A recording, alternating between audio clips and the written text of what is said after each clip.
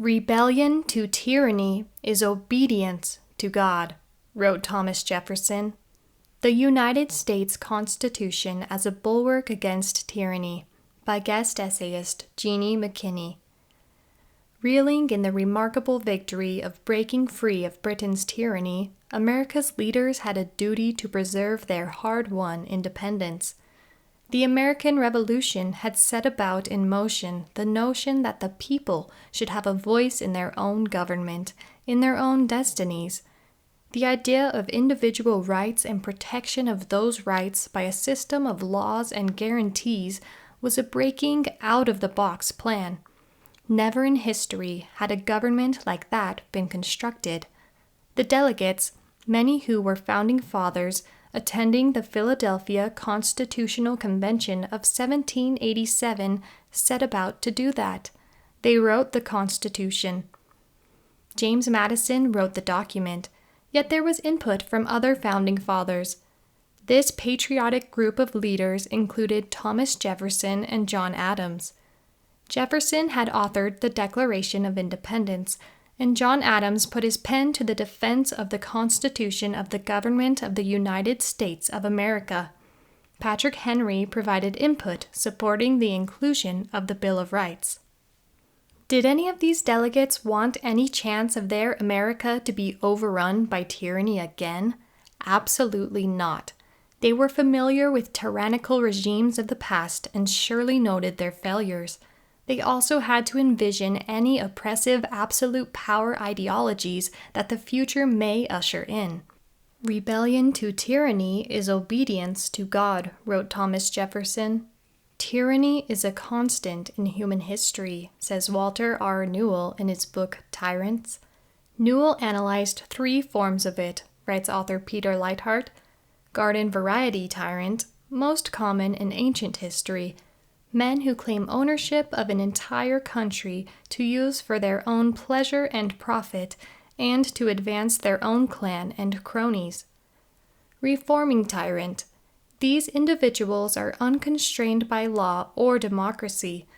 Honor, wealth, and power are their obsession.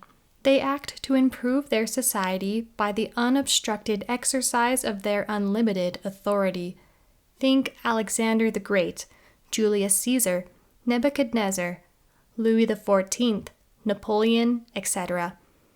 In a position of absolute power, they used violence for specific aims. Millenarian tyrant is Newell's 3rd class of tyrants, pens Leithart. Here lies modern-day globalists that are fueled to impose an oppressive millennial blueprint on the masses, in which the individual will be submerged in the collective, and all privilege and alienation will be forever eradicated. Think Robespierre, Stalin, Hitler, Mao Zedong, Pol Pot, Gaddafi, and modern-day jihadist terrorists. These types of tyrants are masters of the veil of illusion. They are experts in the craft of propaganda. They appear to raise up the downtrodden, to end exploitation, to create a society in which men would no longer use their fellow men as tools for their own enrichment or domination, says Warren H. Carroll in his book 70 Years of the Communist Revolution. Just look at the fall of democracy in Afghanistan in August 2021. The country now lies under a brutal tyrannical regime. The Taliban promises to eradicate any former law or policy that does not conform to their interpretations of strict religious Sharia law. Their interpretations of Islam are their own, using a religious shroud to justify evil beheadings, the stoning of women, and random executions in front of families. This band of violent insurgents who overran the seat of government in Kabul claim their death march regime is what the people want. Now the Afghan people have no voice. All the news stations in Afghanistan, as of the date of this writing, are under Taliban control for propaganda purposes. For 20 years, American troops stopped the terrorists' plans, helping to protect Afghanistan's form of democracy. Afghan people experienced pockets of freedom like never before. They had a chance to vote, for girls to attend schools, and for their voices to be heard. Now Afghan citizens live in fear and many in hiding. Left behind while the world watched, aghast as the Taliban executed a lightning-quick campaign towards power. Yes, an unprotected country can be toppled in merely weeks. Tyrants blind people to the truth of who they are, which is an elite ruling class who holds all the cards. They demand you suppress your own individual interests and limit achievement for the good of the nation. They know what's best for you, even when it is not. Hitler's fascist Germany did not know best. Although Hitler had not revealed the full extent of his totalitarian aims before he came to power, as Führer, leader of the Third Reich, he attempted not only to control all political power, but also to dominate many institutions and organizations that were previously independent of the state, such as courts, churches, universities, social clubs, veterans groups, sports associations, and youth groups. Even the German family came under assault, as members of the Hitler Youth were told that it was their patriotic duty to inform on anti-Nazi parents. His government was marked by a radical, authoritarian dictatorship that imposed stringent government controls on the economy and oppressed opposition. Fascists reject free and competitive elections. Instead, Hitler supported an aggressive nationalism to his Nationalist Socialist German Workers' Party, Nazi Party, poisoned by extreme racism. Yet Hitler brainwashed followers, justifying his evil violence with lies of being a superior race. He created a police state to handle those who opposed. His own countrymen were killed and tortured.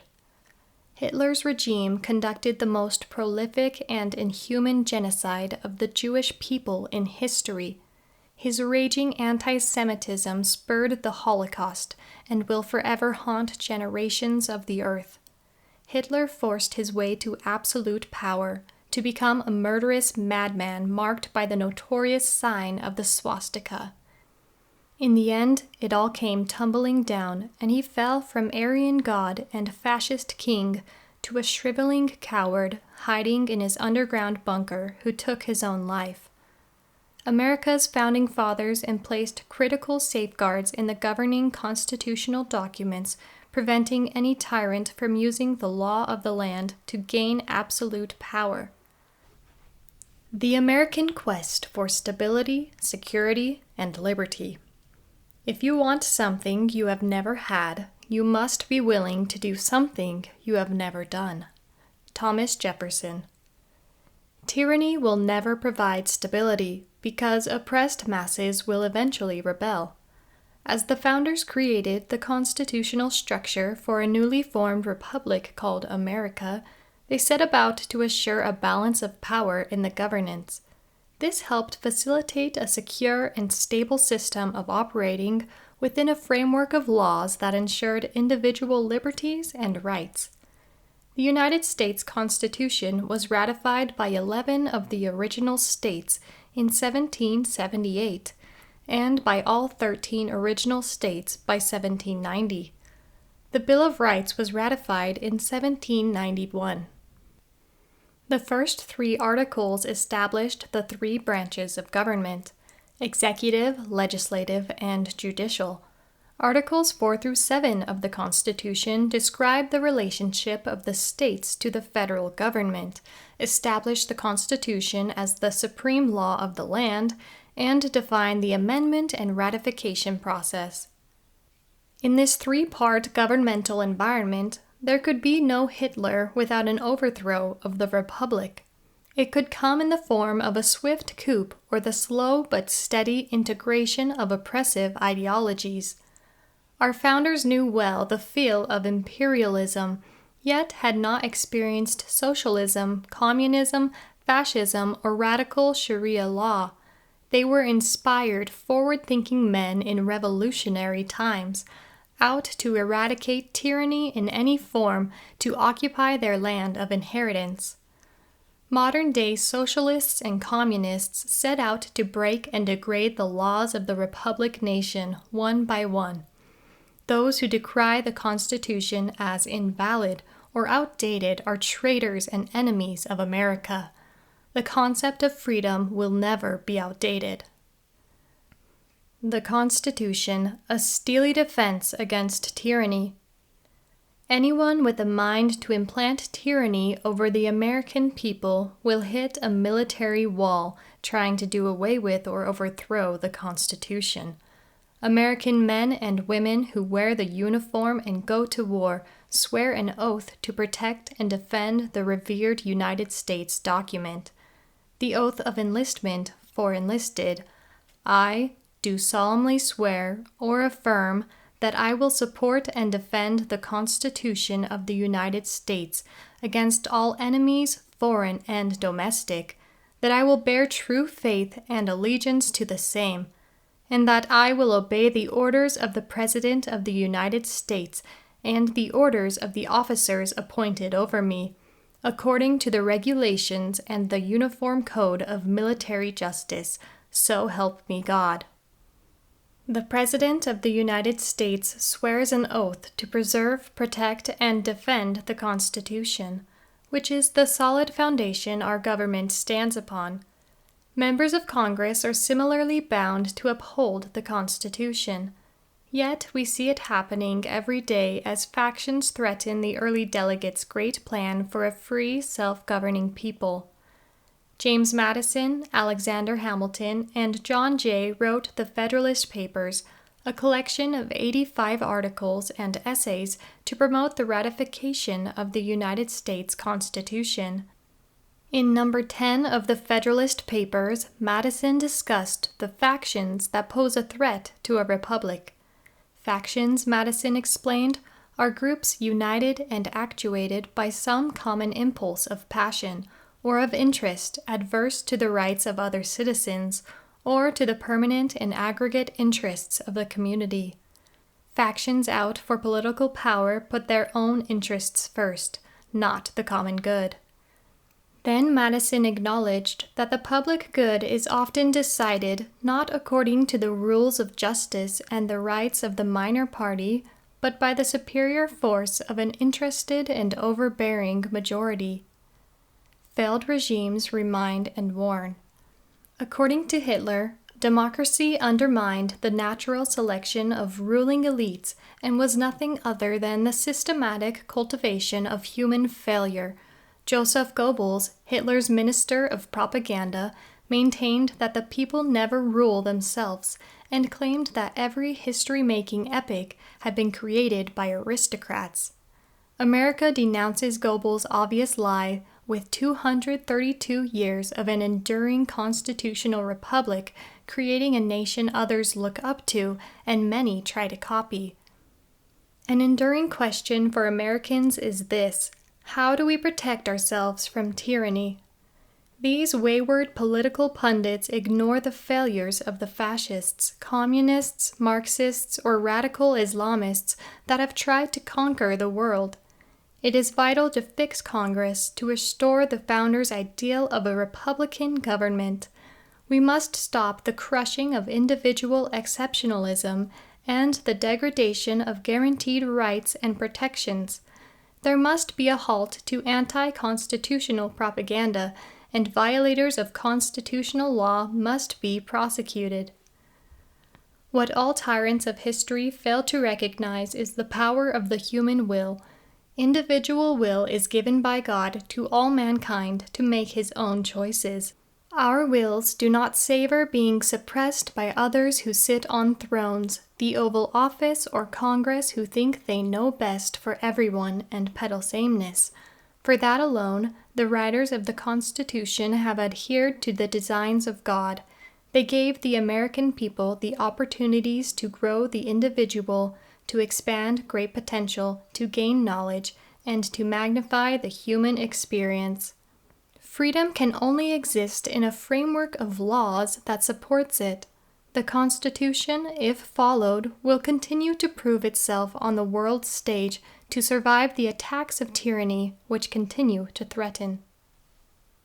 Jeanne McKinney is an award-winning writer whose focus and passion is our United States active duty military members and military news. Her Patriot profiles offer an inside look at the amazing active duty men and women in all armed services, including U.S. Marine Corps, Navy, Army, Air Force, Coast Guard, and National Guard.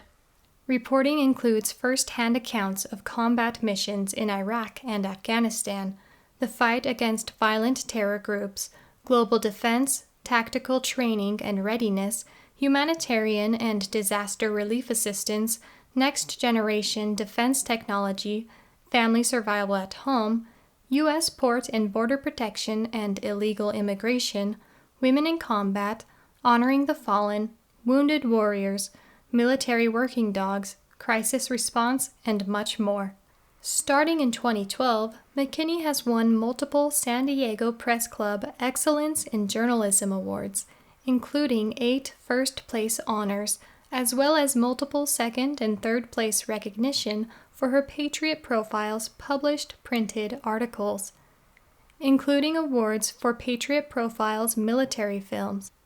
During the year 2020, McKinney has written and published dozens of investigative articles in her ongoing fight to preserve America, the Republic, the Constitution, and its laws. One such story was selected for use in a legal brief in the national fight for 2020 election integrity.